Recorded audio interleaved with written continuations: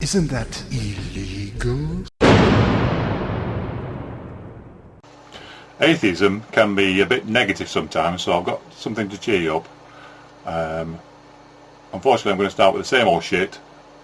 The good news is, there is no God. Okay, that's that out of the way.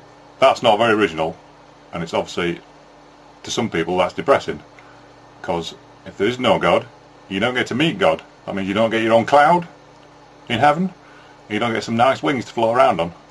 But there are some things, some great things, that having no heaven and no hell can do for you. Number one, this is the most important of all. Once you're dead, once you are gone, you won't have to listen to gospel music ever again. All that hallelujah shit will be over and done with for good once you die. No more singing. Number two, when you die, you won't have to listen to Christians going on and on about God anymore. Because obviously, if you go to heaven, they're going to be on about Him all the fucking time. God did this, God did that, He's just over there now, He's coming for a visit later on. Did you see Him? He was over there. He's come round, He's on his rounds. No more of that. No going to heaven. None of that. As soon as your heart stops, all that Christian crap stops too. Because death, this is my philosophy on death, death is like the quiet moment just after you do a loud fart in the elevator. For a split second, time stops. Can you hear it? It all goes quiet. That's how quiet death is. Another advantage of having no God. You won't be living in a place where smoking, drinking and sex are banned. Now, do you really want to go to a place like that? No fatty foods, no unhealthy diet. Do you know what that means? That means no pizza, no Jack Daniels, no vodka, no beer. No beer! How could there be a hell worse than a place with no beer? Anyway, someone like God will never let you drink so much beer it was leaking out of your ears before you stagger home and spew it all over the toilet. Ralph and Huey, I'll explain that to those who don't know about that. Ralph and Huey are never mentioned in the Bible.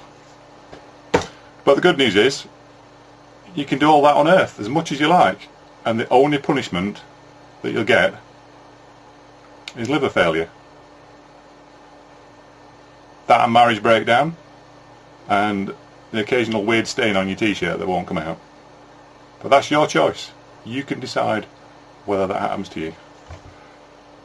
And there will be no consequences, or nothing as bad as sticking a meat hook up your backside and lowering you over hot coals for 1,000,000 years just because you want a few drinks with your mates down the pub. No consequences. That's the advantage of no heaven and no hell. But those are the big things, the quite big things. There's obviously lots of little things, tiny things that Christians still call sins, and those little things, they won't matter either. So just because you didn't apologise to Jesus when some idiot trod on your foot and you called him a clumsy bastard, you don't have to be afraid that you're going to burn in hell for that. Just for that crazy little thing like that. Another example, if your wife invites her friends round just when you want to watch a late night football, what a pain in the arse that is. But you won't be tortured for 1,000,000,000 years just because you call her a thoughtless bitch when she's not there, out of earshot. It won't matter. You won't need to be forgiven. If there's no God, no heaven, no hell, there's no consequences. You won't need to be forgiven for calling her a bitch when she's not listening. If you call her a thoughtless bitch when she is listening, then you might need to be forgiven. But you won't need God's forgiveness. It'll be a lot worse than that.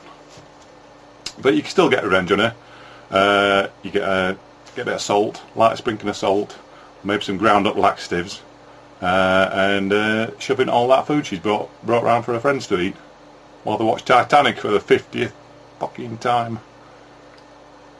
It might be naughty, but you'll get away with it, because there's no setting to turn up the gas burners an extra degree as a consequence. Here's one for the men. I am one. If you walk down the street and stare at some woman's tits, it's okay.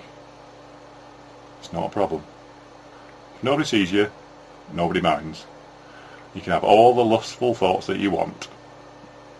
It's not a sin. It's human nature. No praying to God to forgive you for worshipping the breasts. Because don't forget, it says in the Bible, do not worship false gods.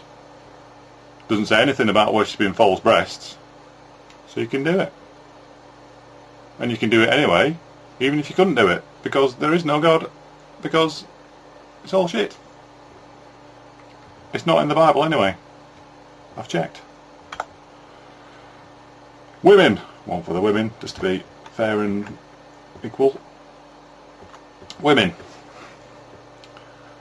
If you let your fingers do the walking when you're looking at a picture of Tom Cruise, sort of,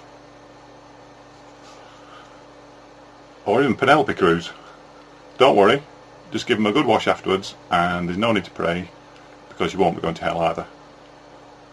And you don't even need to worry about it, because most women do it.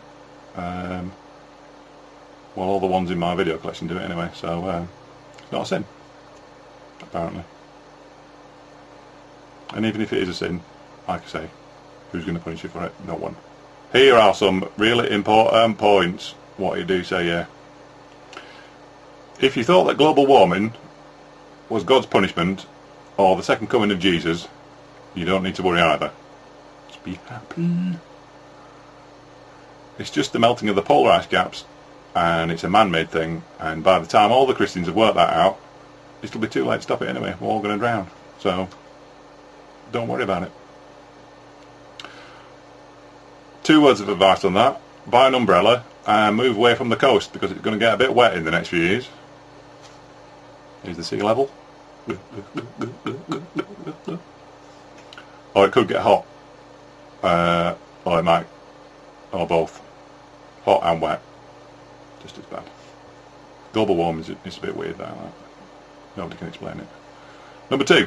Tsunamis and earthquakes. They're natural.